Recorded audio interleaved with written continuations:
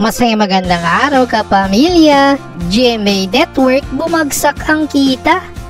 Kapamilya, kamakailan ay naging usap-usapan sa social media ang pagbagsak ng kita o net income ng GMA Network. Ayon sa balita, bumagsak ng 42% ang kita ng GMA Network mula sa 5.4 billion pesos na kita noong 2022, naging 3.16 billion pesos na lang noong 2023.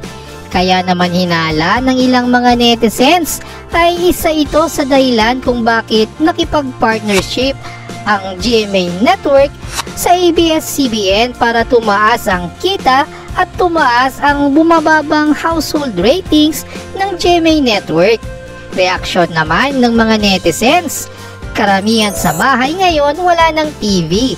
Puro CP na lang ang tao, kahit yung sumusubaybay sa mga show nyo, mas gusto pinapanood sa replay na lang sa YouTube at FB na lang.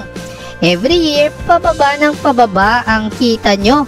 Dami talaga negosyo ang pinataob ng CP.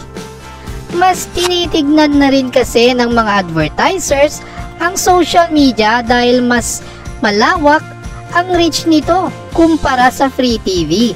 At dahil humupa na yung network rating war ng GMA at ABS, ang choice na lang ng advertisers is between traditional media or social media. Nagbabago na rin ang taste at preferences ng TV audience. Social media na kasi, YouTube, Netflix, yan ang tunay na dahilan sa pagbaba ng kita ng GMA. Kaya pala gusto ni Guzon na sa primetime slot nila ipalabas mga program ng ABS-CBN. Di na kung magugulat kung mapapanood mo Batang Quiapo, PBB at iba pang ABS shows sa Channel 7. Anong sa inyo kapamilya at kapuso?